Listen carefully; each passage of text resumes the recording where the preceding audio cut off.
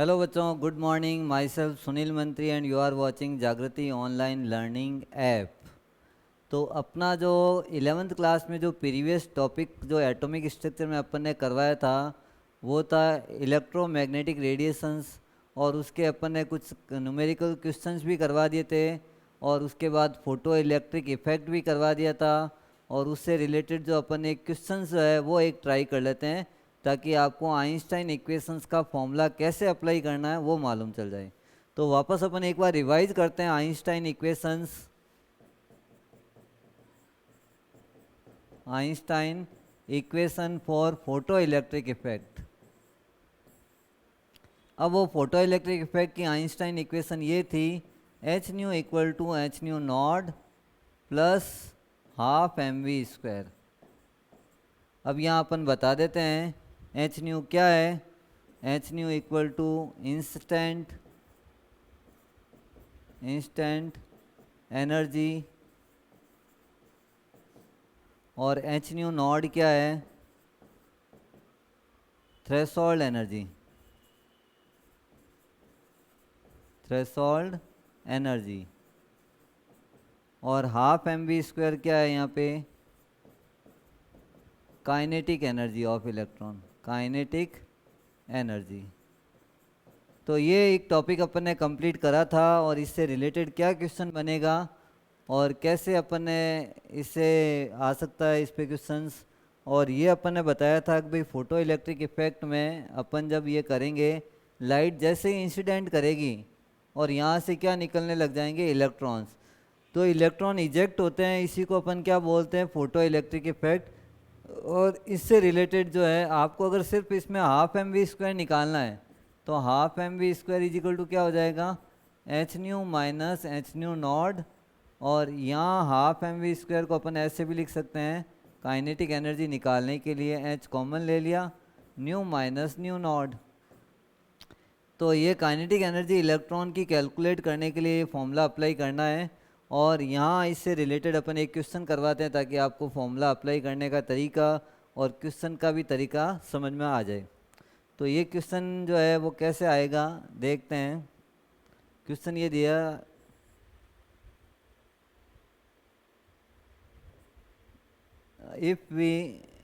if intense light frequency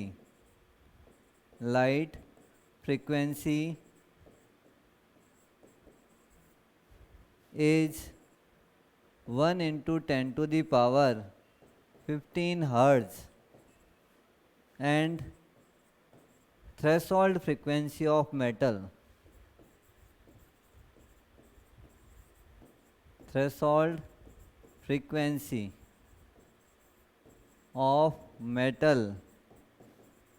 is 7 into 10 to the power 14 hertz,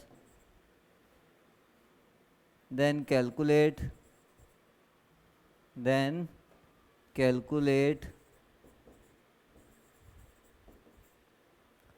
kinetic energy कि ई का मतलब kinetic energy of electron. आपने जो intense light की फ्रीक्वेंसी दे रखी है, जैसे लाइट इस बोर्ड पे आ रही है तो इस बोर्ड के ऊपर जो लाइट आ रही है उसकी फ्रीक्वेंसी कितनी दे रखी है, 1 into 10 to the power 15 hertz. और यहाँ से जब इलेक्ट्रॉन निकलेगा तो उस मेटल की जो फ्रीक्वेंसी है, वो मेटल की जो थ्रेशोल्ड फ्रीक्वेंसी वो कितनी दे रखी है, 7 इंटू 10 टू द पावर। और आपको क्या निकालना है, काइनेटिक एनर्जी।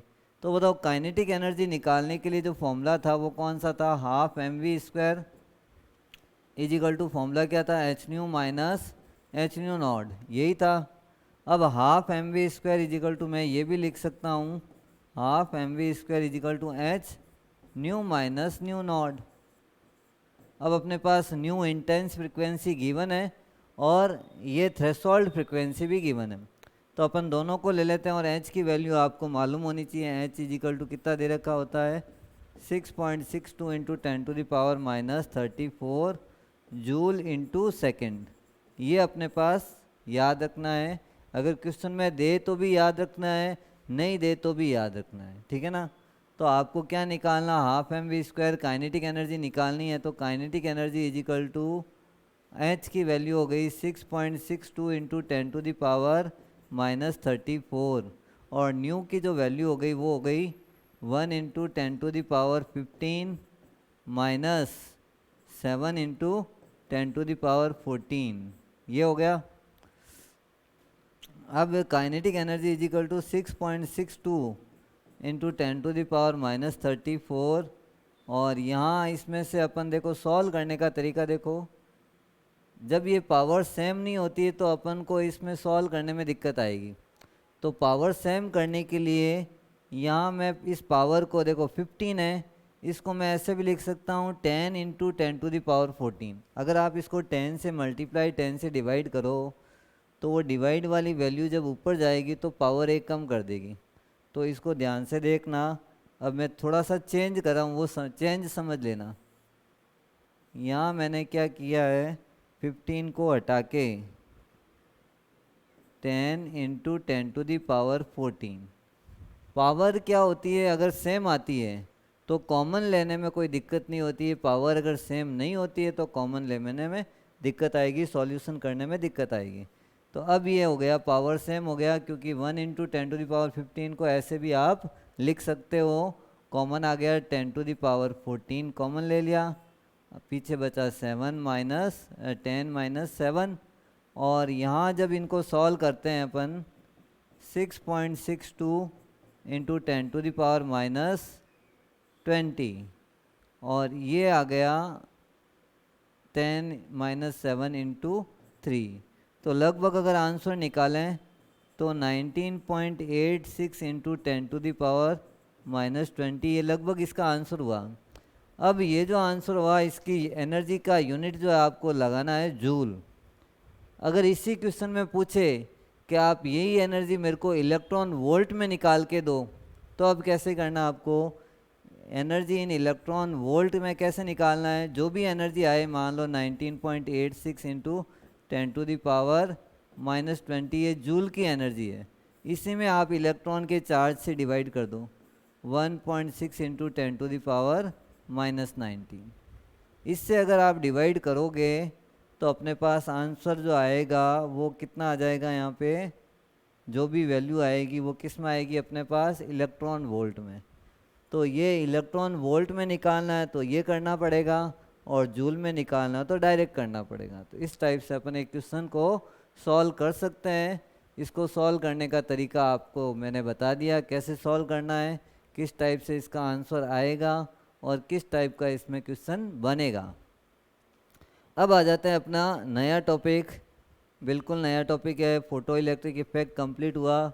तो अपन ने दो नेचर बता दिए। डुअल नेचर का मतलब है वेव नेचर और पार्टिकल नेचर। वेव नेचर के बारे में जो बताया, इलेक्ट्रोमैग्नेटिक रेडिएशन में डिफ्रैक्शन और इंटरफेरेंस को बताता है, और इसमें जो particle nature photo electric effect और ब्लैक बॉडी रेडिएशंस को शो करता है। और इलेक्ट्रोमैग्नेटिक वेव्स जो है वो जनरली दो वेव्स से मिलके बनती है। ये सबसे पहले टॉपिक में अपन ने समझाया था, इलेक्ट्रिक और मैग्नेटिक वेव्स उनसे मिलके ये बनता है, और इसको टॉपिक को अपन ने कंप्लीट किया। अब इसमें अगला जो टॉपिक आ रहा है अपना, Bohr model, bore atomic model for hydrogen. तो टॉपिक का नाम यहाँ लिख रहा हूँ मैं,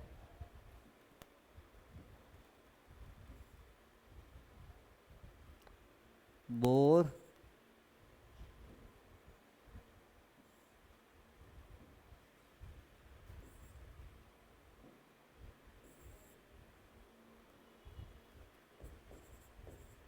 bore atomic model for hydrogen. तो बोर एटॉमिक मॉडल अपन करेंगे, लेकिन वो कौन से एटम के लिए दिया था इसने, सिर्फ हाइड्रोजन के लिए। हाइड्रोजन एक ऐसा एटम है जिसके पास एक ही प्रोटॉन, एक ही इलेक्ट्रॉन और कोई न्यूट्रॉन नहीं होता है। वो एटम, उसके लिए आप बोर ने कौन सा मॉडल बनाया था, एटॉमिक मॉडल। तो इसके कुछ पोस्टुलेट्स, नील बोर नाम था पूरा इस साइंटिस्ट का, बोर का नाम, पूरा नाम क्या था, नील बोर। और उसके कुछ पोस्टुलेट्स है वो अपन समझाएंगे, यहाँ पे पहले समझाएंगे फिर लिखेंगे। तो पोस्टुलेट्स में अपन को क्या क्या देखना है, देखो ये न्यूक्लियस है, बोर ने ये बोला था न्यूक्लियस के अराउंड जो इलेक्ट्रॉन है फिक्स एनर्जी पाथ पे रिवॉल्व करते हैं, उन पाथ को अपन ऑर्बिट या एनर्जी लेवल बोल सकते हैं। तो ये न्यूक्लियस है और न्यूक्लियस के अराउंड ये फिक्स सर्कुलर पाथ है, और ये फिक्स सर्कुलर पाथ को ही क्या बोलते हैं अपन, ऑर्बिट और एनर्जी लेवल। तो इन्हीं का नाम इसने क्या दिया है, ऑर्बिट। किन का नाम रखा है, जो सर्कुलर पाथ है इन्हीं को अपन क्या बोलते हैं, ऑर्बिट या एनर्जी लेवल। और इनकी जो वैल्यू है वो क्या क्या हो सकती है, के एल एम और एन हो सकती है। के एल एम एन का मतलब है first energy level, second energy level, third energy level and fourth energy level. Infinite तक पॉसिबल है, ऐसा नहीं है के एल एम एन तक पूरा हो जाता है, इनफाइनाइट वैल्यू भी हो सकती है। तो ये जो सर्कुलर पाथ मैंने बनाए हैं इन्हीं को अपन क्या नाम देंगे, ऑर्बिट, सेल और एनर्जी लेवल। ये बोर्ड ने बताया था, ऑर्बिट, सेल और एनर्जी लेवल, एनर्जी लेवल।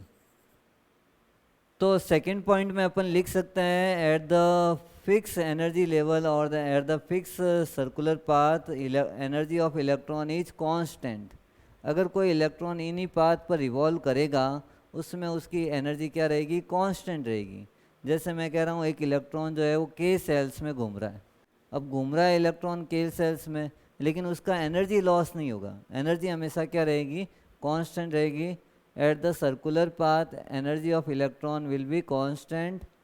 अब यहाँ एनर्जी कोई कांस्टेंट अब मिली कहाँ से एनर्जी इसको, क्योंकि एक ही पाथ पर अगर रिवॉल्व करता रहेगा तो उसका एनर्जी लॉस नहीं होता है, तो यहाँ एनर्जी हमेशा क्या रहेगी, कांस्टेंट। अगर मान लो कोई सेल एल में घूम रहा है, एल में घूम रहा है, तो भी उसकी एनर्जी क्या रहेगी, कांस्टेंट रहेगी। लेकिन फिक्स एनर्जी पाथ पे या फिक्स लेवल पे या फिक्स ऑर्बिट पे अगर रिवॉल्व करता है तभी उसकी एनर्जी कांस्टेंट रहेगी। अगर मान लो इलेक्ट्रॉन को के सेल से एम एल सेल में जाना है, लो एनर्जी से क्या करना है, हायर एनर्जी में जाना है, तो energy can be absorb in the form of quantum and the energy of quantum can be calculated by given formula delta E is equal to E2 minus E1 and equal to h nu. तो जो energy का जो exchange हुआ, चाहे energy लेगा या देगा, अगर यहाँ लो से हायर में जाएगा तो एनर्जी को एब्जॉर्ब करेगा, और हायर से अगर लो में आएगा तो एनर्जी को एमिट करेगा। एमिटेड और absorb energy in the form of quantum, that energy can be calculated by given formula delta E equal to E2 minus E1 equal to h nu. तो ये एनर्जी अगर लेगा या देगा, वो किसके फॉर्म में लेगा या देगा, क्वांटम के फॉर्म में, और इस क्वांटम की एनर्जी अपन क्या बोलेंगे, एच न्यू के इक्वल होती है। तो ये इसका पॉइंट, थर्ड पॉइंट था। इसके बाद अपन फोर्थ पॉइंट में यही बताएंगे, on those circular path can be permitted which have angular momentum mvr equal to nh upon 2 pi. उन्हीं सर्कुलर पाथ पे इलेक्ट्रॉन रिवॉल्व करेगा जिनका एंगुलर मोमेंटम का फॉर्मूला होता है mvr। तो mvr equal to h upon 2 pi का अगर इंटीग्रल होगा nh अपॉन 2 पाई। तो ये उन्हीं दो circular path can be permitted where those angular momentum is h upon 2 pi integral, जिसका एंगुलर मोमेंटम जो है वो h अपॉन 2 पाई का क्या होता है, इंटीग्रल होता है। उन्हीं पाथ पे इलेक्ट्रॉन्स क्या करते रहते हैं, रिवॉल्व करते रहते हैं। तो यहाँ 3-4 पॉइंट बताए, इसके बाद में कुछ और पॉइंट भी उसने बताया। Radius of energy can be calculated by given formula, वहाँ उसने एक फॉर्मूला बताया जिससे अपन किसका, एनर्जी और रेडियस का कैलकुलेशन कर सकते हैं। यहाँ जो इलेक्ट्रॉन n सेल्स में अगर घूमेगा उसकी एनर्जी कितनी होगी, k में घूमेगा तो एनर्जी कितनी होगी, k का रेडियस कितना होगा, n का रेडियस कितना होगा। ये सारी चीज़ें किसने बता दी थी अपन को, बोर ने बताई। लेकिन कौन से एटम के लिए, हाइड्रोजन एटम के लिए। तो वापस अपन एक बार रिवाइज कर लेते ताकि आपको समझ में आ जाए ये टॉपिक पूरा। Electrons or revolve on the fixed circular path that is known as orbit, cell and energy level. At the fixed energy level, energy of electrons should be constant. If electron move from low to higher energy or higher to low energy, then energy can be absorbed or emitted in the form of quantum, which can be calculated by given formula E2 minus E1 equal to h nu. On those circular path is permitted, या on those circular path can be possible, their angular momentum equal to h upon 2 pi, integral of h upon 2 pi. Integration word का मतलब होता है 1 से आपको start करना है, 0 value नहीं होगी, 1 2 3 4 n की वैल्यू पॉसिबल है. ये n की वैल्यू यहीं से निकालते हैं. k के लिए n की वैल्यू 1 2 3 और 4, ये n की वैल्यू से अपन इसका नंबर से निकाल सकते हैं. और इसके अलावा ये भी आपको ध्यान रखना है, energy of electron can be calculated bye Bohr model and radius of atom can be calculated by the Bohr model. It is for applicable on the hydrogen atom. ये सारी चीज़ें आपको इस बोर मॉडल के अंदर समझानी है, लिखनी है और इसको पूरा समझना है. तो अपन ये पॉइंट को लैंग्वेज में कन्वर्ट करके लिख देते हैं ताकि ये आपको लैंग्वेज समझ में आ जाए. तो इसको लिख देते हैं नेक्स्ट पेज पे. Bore atomic model. First point, electron revolve around the nucleus on fixed circular path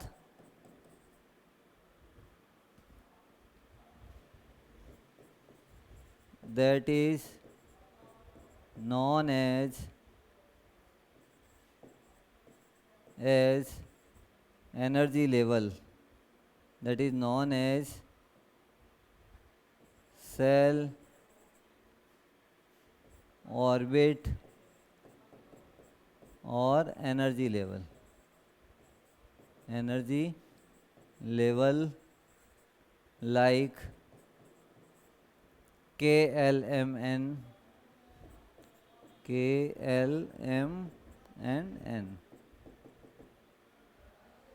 second point लिखेंगे, on the fixed circular path, on the fixed circular path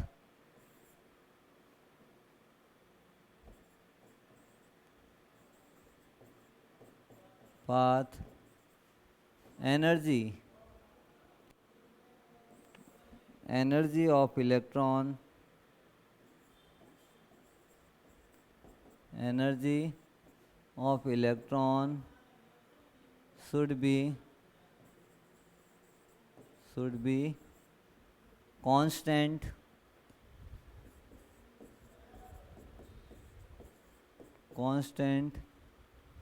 but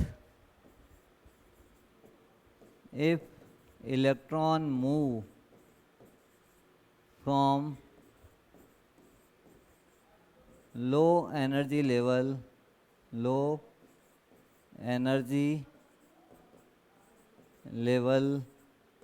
to high energy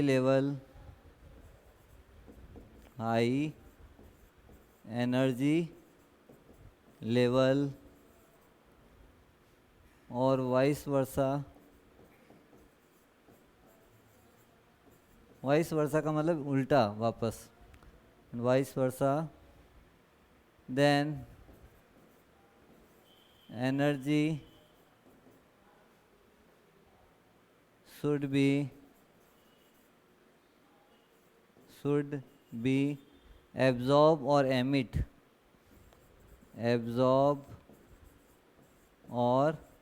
emit in the form of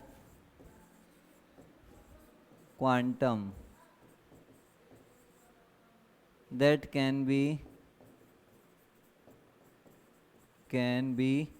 calculated by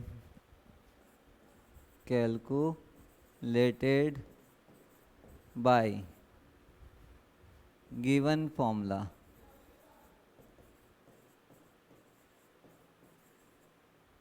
Delta E equal to E2 minus E1 equal to h nu. Third point अगर इसमें लिखते हैं अपन,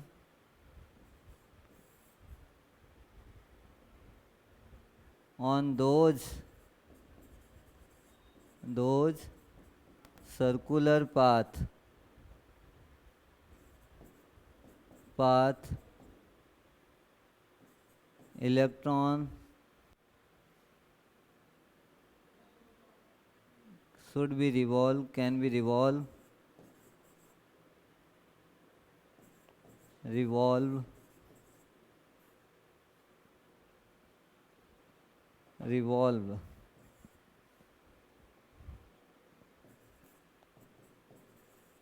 that angular momentum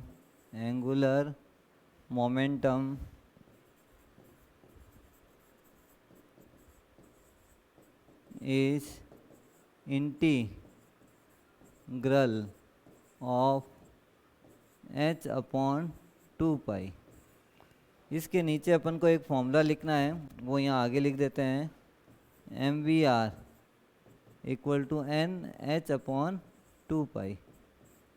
ये mvr है angular momentum, और h Planck constant, n number of shells, pi constant, ये सारी चीज़ें हैं।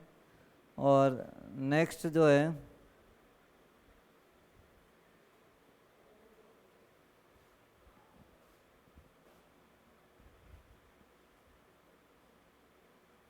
तो मेन पोस्टुलेट्स यही है इसके, वापस एक बार रिवाइज हो जाए। इसमें फिक्स सर्कुलर पाथ को क्या बोलेंगे अपन, KLMN, और उसी में इलेक्ट्रॉन क्या करता रहता है, रिवॉल्व करता है।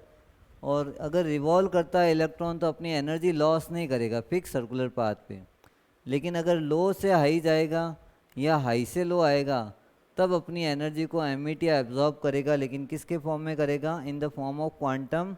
और इसकी एनर्जी अपन कैसे कैलकुलेट कर सकते हैं, delta E equal to E2 minus E1, higher energy minus low energy, और वो वैल्यू एच न्यू के इक्वल है, एब्जॉर्ब और एमिटेड एनर्जी एच न्यू के इक्वल होगी।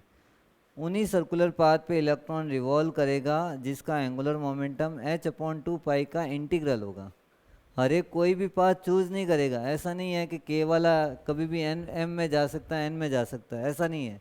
उन्हीं सर्कुलर पाथ पे इलेक्ट्रॉन रिवॉल्व करेगा, या उन्हीं सर्कुलर पाथ, वही सर्कुलर पाथ पॉसिबल है जिनका एंगुलर मोमेंटम कितना होगा, h अपॉन 2 पाई का इंटीग्रल होगा, उसी पाथ पे ये रिवॉल्व करते हैं। इसके अलावा दूसरा कोई पाथ चूज नहीं करेंगे। अब अपन ये बताते हैं इसके अंदर कि भाई रेडियस ऑफ इलेक्ट्रॉन्स या radius of atom can be calculated, कैसे अपन रेडियस उसका कैलकुलेट कर सकते हैं और कैसे उसकी एनर्जी कैलकुलेट कर सकते हैं, ये वैल्यू अपन बताते हैं, इसी बोर मॉडल के अंदर आती है। तो यहाँ अगला पॉइंट अपन लिखेंगे, radius of, fourth point, radius of atom, hydrogen atom लिख दो, radius of atom can be calculated by, इस फॉर्मूले से कैलकुलेट करेंगे radius of atom.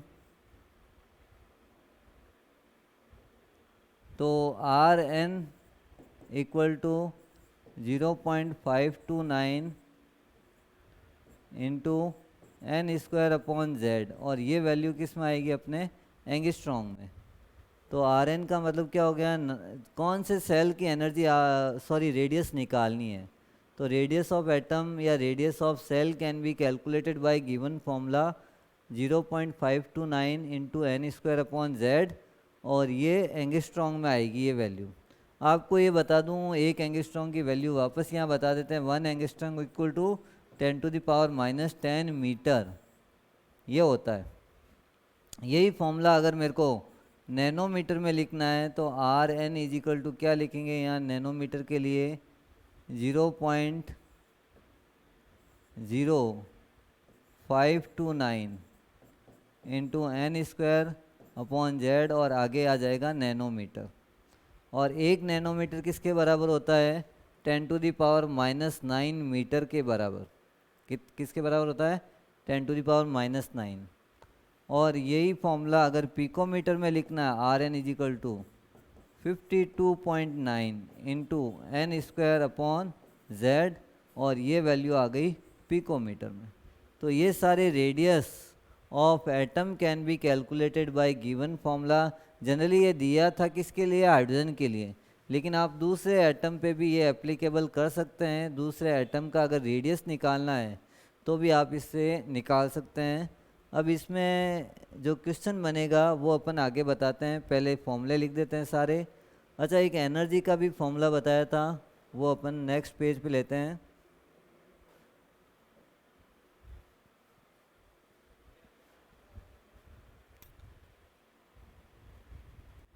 Fifth point,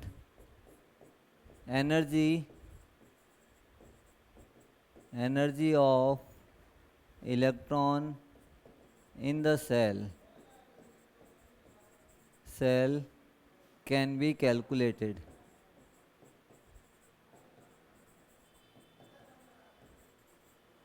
ये कैसे कैलकुलेट कर सकते हैं अपन?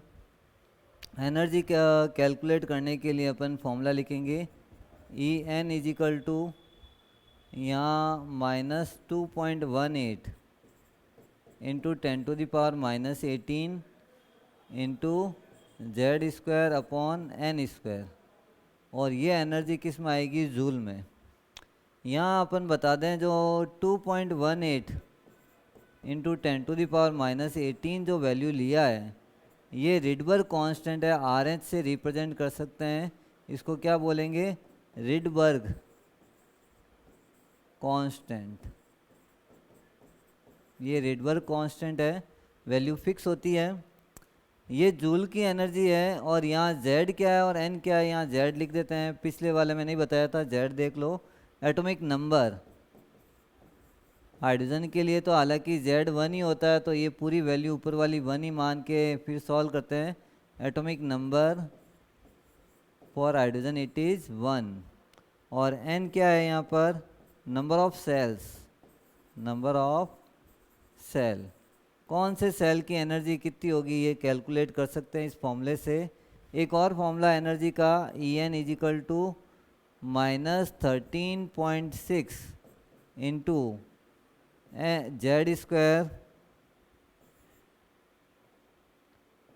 Z square upon n square, और ये जो एनर्जी आएगी वो किस में आएगी, ईवी। ईवी का मतलब क्या हो गया, इलेक्ट्रॉन वोल्ट में एनर्जी आएगी।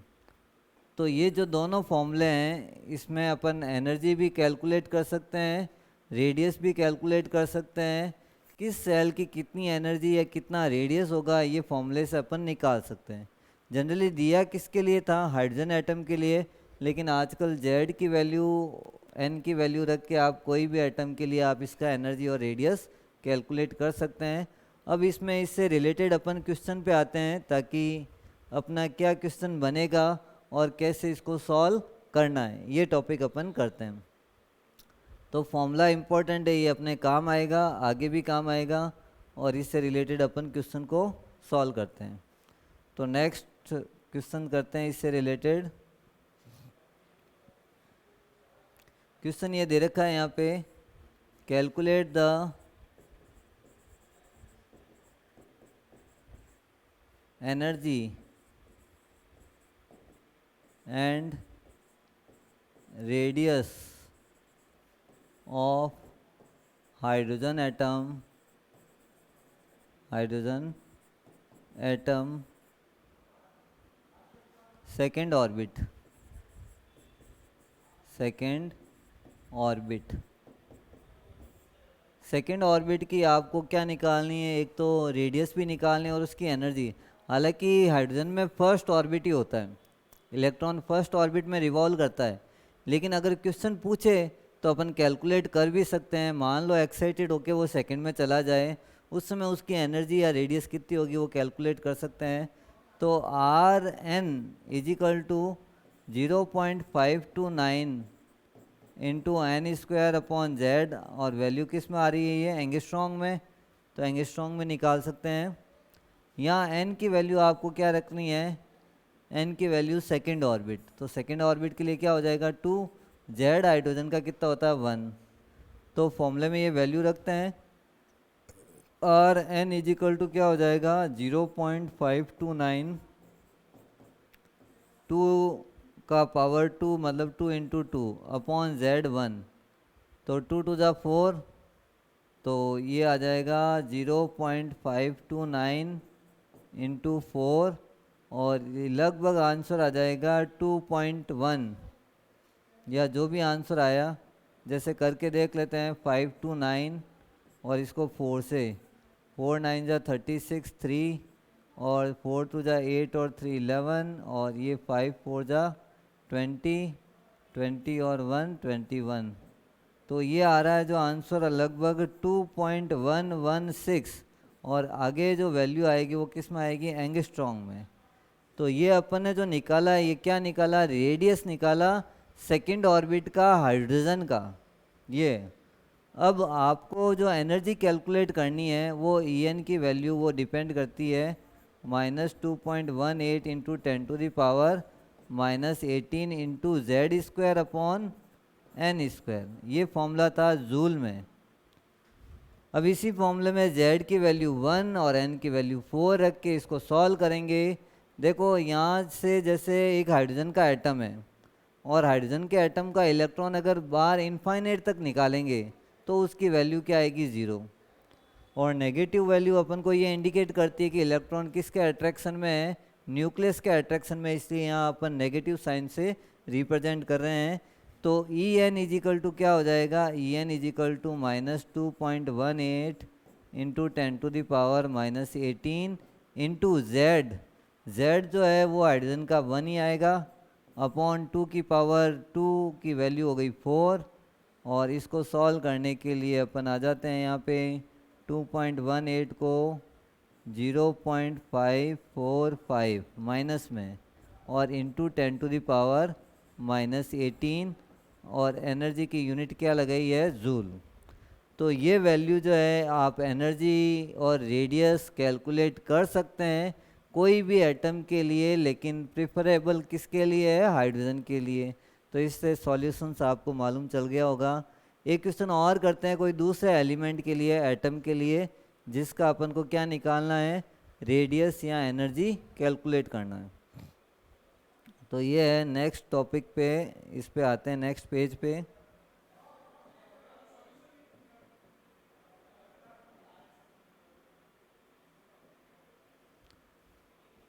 ये क्वेश्चन सेकंड है, कैलकुलेट द रेडियस एंड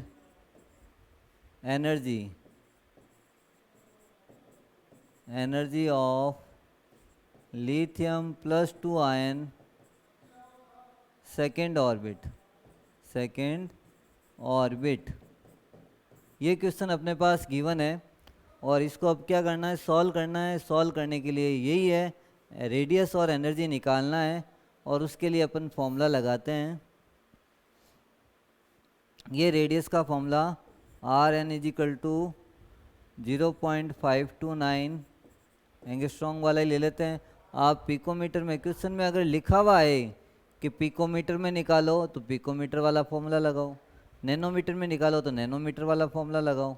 तो अपन अगर नहीं दिया हुआ तो सिंपल कर लेते हैं, एंगस्ट्रॉन्ग वाला 0.529 into n square upon z. देखो लिथियम +2 आयन लिखा है क्योंकि जो मॉडल बनाया था बोर ने वो सिर्फ हाइड्रोजन के लिए, और हाइड्रोजन के अंदर इलेक्ट्रॉन कितना होता है, सिंगल इलेक्ट्रॉन। अगर मैं लिथियम का एटॉमिक नंबर देखूं तो लिथियम कितने नंबर पे आता है, 3 पे। और 3 में से अगर आप 2 इलेक्ट्रॉन गायब कर दो वैलेंस सेल में, टोटल आउटर मोस्ट सेलों में कितने इलेक्ट्रॉन होते हैं, 3। फर्स्ट सेल में 2 होंगे, सेकंड सेल में कितने होंगे, 1। दोनों को मिला के 3 इलेक्ट्रॉन, और 3 इलेक्ट्रॉन को आप क्या कर देते हैं, उनमें से 2 इलेक्ट्रॉन गायब करते हैं। तो रहा कितना, 1 इलेक्ट्रॉन। 1 इलेक्ट्रॉन के लिए मॉडल सक्सेसफुल है। इसलिए क्वेश्चन में भी कभी कभी अगर आता है लिथियम +2 आयन या हीलियम प्लस आयन, तो इसका मतलब वो 1 इलेक्ट्रॉन के लिए ये मॉडल क्या था, एप्लीकेबल। तो यहाँ ये फॉर्मूला लगाएंगे n² अपॉन जेड का, और इसमें Z वही आएगा जो लिथियम का एटॉमिक नंबर है, तो यहाँ N की वैल्यू आपको क्या रखनी है 2 और Z की वैल्यू क्या रखनी है इसके अंदर 3 और फिर सॉल्व करना है। करके देखते हैं यहाँ पे Rn इजिकल टू क्या रख दिया 0.529 इंटू एन स्क्वायर की वैल्यू हो जाएगी मेरे पास 2 टू ज़ा 4 अपॉन 3। जो भी सॉल्व करेंगे ये जो वैल्यू आएगी वो एंगस्ट्रॉन्ग में आएगी, इसका मतलब 10⁻⁻10 और लगाना है। अब इसका एनर्जी कैलकुलेट कर लेते हैं। ई एन इजिकल टू क्या आ जाएगा -2.18 into 10⁻−18 into z square upon Z की वैल्यू क्या हो जाएगी, लिथियम के जेड की वैल्यू हो गई 3 का स्क्वायर और एन की वैल्यू 2 का स्क्वायर। तो जब सॉल्व करेंगे अपने पास जो वैल्यू आएगी ई एन इजिकल टू क्या आ जाएगा -2.18 इंटू 10⁻−18 इंटू 9 अपॉन 4। अब ये 9 अपॉन 4 जब करेंगे या तो इससे डिवाइड मल्टीप्लाई करो और ये जो एनर्जी आएगी किस में आएगी, जूल में। तो लिथियम के लिए भी अपन निकाल सकते हैं, Z और N की वैल्यू रख के इसका आंसर अपन निकाल सकते हैं। इस टाइप से इसका अपन को क्या करना है, सॉल्यूशन करना है। यही फॉर्मूला है, दोनों फॉर्मूले को अप्लाई करना है।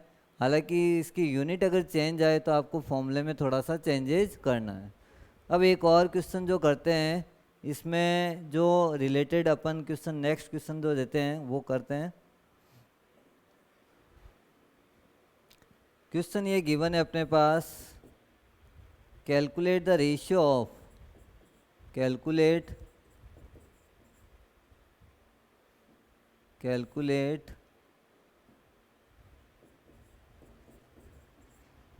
द रेशियो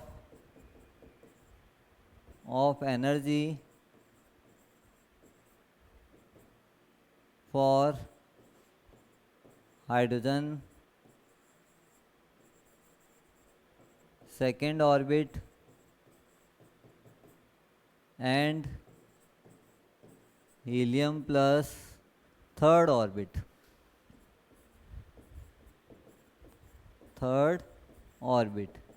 इन दोनों का एनर्जी का क्या निकालना है, रेशियो निकालना है। हाइड्रोजन का सेकंड ऑर्बिट और हीलियम प्लस आयन का third orbit, helium plus ion ionic form में। हालांकि बनता नहीं है लेकिन क्वेश्चन में अगर गिवन है तो सॉल्व करके देखना अपन को। देखो एनर्जी का जो रेशियो है, सबसे पहले एनर्जी का फॉर्मूला लगाते हैं। E N is equal to formula था -2.18 into 10⁻−18 into z square upon n square, ये फॉर्मूला था। अब इसी फॉर्मूले को अपन को अप्लाई करना है और अप्लाई करने के लिए जेड की वैल्यू और एन की वैल्यू को रखना है यहाँ पे। तो क्या रखेंगे, ई एन इजिकल टू क्या हो जाएगा -2.18 इंटू 10⁻−18 इंटू जेड की वैल्यू जो है वो हाइड्रोजन के लिए रखते हैं पहले। हाइड्रोजन के लिए क्या आ जाएगा 1 और एनर्जी लेवल हो जाएगा 2 की पावर 2, इसका मतलब 4। जब यहाँ n की वैल्यू 2 होगी, 2 की पावर भी 2 करेंगे तो कितना आ गया 4, क्योंकि हाइड्रोजन का सेकंड ऑर्बिट का और हीलियम का थर्ड ऑर्बिट का एनर्जी रेशियो निकालना है। तो यहाँ मैं लिख देता हूँ, आपको ई एन लिखने की ज़रूरत, यहाँ पे क्या लिख देता हूँ ई एच लिख देता हूँ, ताकि आपको एच से हाइड्रोजन की एनर्जी ये फॉर्मूला आ जाएगा। अब यही रेशियो मेरे को निकालना है ई एच ई प्लस हीलियम का। तो उसके लिए फॉर्मूला ये था 2.18 इंटू 10⁻−18 इंटू जेड स्क्वायर।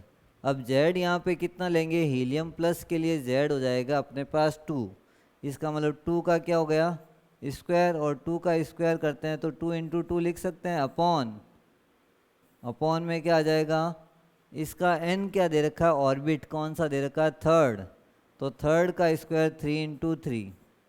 अब अपन जब सॉल्व करते हैं तो ये वाली वैल्यू और ये वाली वैल्यू कट हो गई। कट होने के बाद जब ये फॉर्म अपन रेशियो निकालेंगे E H upon E H E plus is equal to 1/4 सबसे लो जो वैल्यू है वो ऊपर जाएगी। 3 3 जा कितना है 9, तो 9 को ऊपर ले लो अपॉन नीचे आ जाएगा वापस 2 2 जा 4, ये आ गया। तो जब अपन इसको सॉल्व करेंगे और ज़्यादा तो E H upon E H E plus is equal to 9/16, ये आंसर आ गया 9/16। ये किसका रेशियो है? ये एनर्जी रेशियो है। किस किस का है? एक तो हाइड्रोजन का और एक हीलियम प्लस आयन का। तो ये इससे रिलेटेड अपन ने जो क्वेश्चंस बताए हैं कि भाई इसके क्वेश्चंस को अपन कैसे सॉल्व कर सकते हैं, किस टाइप का इसके अंदर रेशियो से रिलेटेड क्वेश्चन बन सकता है, कैसे ये मॉडल जो है वो सक्सेस हुआ, किस टाइप से इसको सॉल्यूशन करना है, ये सारी चीज़ें अपन ने इसके अंदर बताई। एक लास्ट इस पे एक क्वेश्चन ले लेते हैं, फिर आज की क्लास अपन यहीं फिनिश करते हैं ताकि नेक्स्ट जो है उस क्लास में अगला टॉपिक अपन समझा सकें। एनर्जी डिफरेंस का टॉपिक करवाएंगे इससे आगे। तो यहाँ एक क्वेश्चन और ले लेते हैं ताकि आपको ये टॉपिक कंप्लीट हो जाए। नेक्स्ट क्वेश्चन है ये, calculate the energy of helium plus ion, energy of helium plus ion in EV. EV का मतलब क्या हो गया? Electron volt. In EV for 5th orbit. ये 5th ऑर्बिट का आपको क्या निकालना है? इसके अंदर हीलियम प्लस आयन की एनर्जी कैलकुलेट करनी, लेकिन अब किस में करनी है आपको? इलेक्ट्रॉन वोल्ट में करनी। तो इलेक्ट्रॉन वोल्ट में करने के लिए वही फॉर्मूला है, E5th कर दो यहाँ पे ताकि मालूम चले कि n सेल्स कौन सा है, 5th सेल का निकालना है। अब यहाँ इसमें फॉर्मूला यही है, -13.6 इंटू Z² अपॉन क्या था?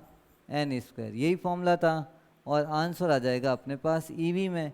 देखो जूल को ईवी में कन्वर्ट करने के लिए वापस एक नई चीज़ बता देते हैं यहाँ पे, जो 2.18 into 10⁻⁻18 into Z² upon n² था, उसी में सिर्फ किसका डिवाइड किया था? 1.6 इंटू 10⁻⁻19। जब ये वैल्यू सॉल्व करेंगे तब मेरे पास ये वैल्यू आई। ऐसा नहीं है कि अपने मन से अपन ने कुछ लिख दिया है। ये वैल्यू इलेक्ट्रॉन के जब चार्ज से डिवाइड करते हैं अपन, ईवी आंसर तभी आता है जब कोई एनर्जी आपके पास जूल में पड़ी है और उसके अंदर आपने कौन से चार्ज से डिवाइड किया है? चार्ज ऑफ इलेक्ट्रॉन से डिवाइड किया है। तब आपने पास जो आंसर आएगा वो किस में आ जाएगा? इलेक्ट्रॉन वोल्ट के अंदर आएगा। तो यहाँ अपन इलेक्ट्रॉन वोल्ट में इसकी क्या निकाल सकते हैं? एनर्जी। और कौन से सेल की निकालनी, कौन से ऑर्बिट की निकालनी? 5th की।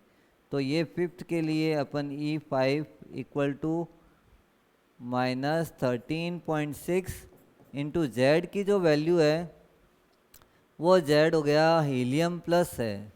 तो हीलियम के लिए मालूम है आपको कितना होता है? Z2, और 2 की पावर 2 अपॉन n की जगह 5 की पावर 2, ये आ गया। जब इसको और आगे सॉल्व करते हैं अपन तो इक्वल में यहाँ लिख सकते हैं -13.6 इंटू 4 अपॉन 25। अब इन दोनों को जब मल्टीप्लाई करेंगे और 25 से डिवाइड करेंगे तो जो आंसर आएगा वो किस में आएगा अपने पास? इलेक्ट्रॉन वोल्ट में।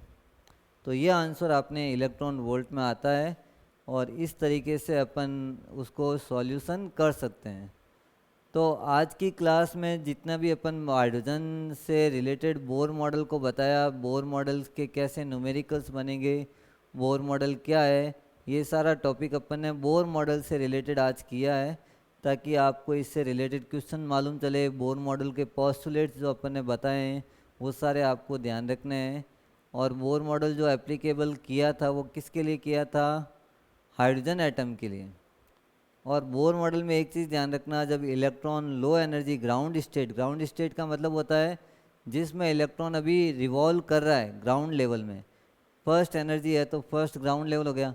ग्राउंड से जब एक्साइटेड होगा तो एनर्जी को एब्जॉर्ब करेगा लेकिन जब एक्साइटेड होने के बाद वापस ग्राउंड में आएगा तो वही एनर्जी को क्या करेगा, एमिट करेगा। और वो एमिटेड और एब्जॉर्ब एनर्जी किसके फॉर्म में कर सकता है, क्वांटम के फॉर्म में कर सकता है। तो यहाँ इस मॉडल में बेसिक चीज़ें उसके पोस्टुलेट्स हैं, इस पे क्वेश्चन आया हुआ है थ्योरी के अंदर, आपको उसमें क्वेश्चन मिलेंगे और इससे रिलेटेड जो न्यूमेरिकल्स बनते हैं उस टॉपिक से रिलेटेड वो टॉपिक्स अपन ने यहाँ पे क्लियर कर दिया है। अगर भी आपको अभी भी कुछ इसमें डाउट लग रहा है या कुछ टॉपिक रह गया है तो हमारे इस ऐप के अंदर जो नंबर गिवन है उस पर आप कॉल या मैसेज के थ्रू इन्फॉर्म कर सकते हैं, ताकि आपकी प्रॉब्लम्स को जल्दी से जल्दी सॉल्व कर दिया जाए। और जो प्रॉब्लम्स आ रही है, जो स्टडी में जो प्रॉब्लम्स आ रही है वो कंटिन्यू रहे, मतलब उसको सॉल्व करके आगे अपन स्टडी को कंटिन्यू करें। तो ये चीज़ आपको पूरा ध्यान रखना है। इसके बाद में अपन नया टॉपिक जो है उसमें लेंगे कि भाई इसका कैसे अपन डिफरेंस निकाल सकते हैं एनर्जी का, और उसमें वेवलेंथ, एनर्जी और ये सारी वेव नंबर कैसे कैलकुलेट करेंगे, वो टॉपिक नेक्स्ट में आएगा। आज के लिए इतना ही। अपने इस ऐप को ज़्यादा से ज़्यादा शेयर कीजिए, सब्सक्राइब कीजिए और चैनल को भी सब्सक्राइब कीजिए। Thank you student for joining this class.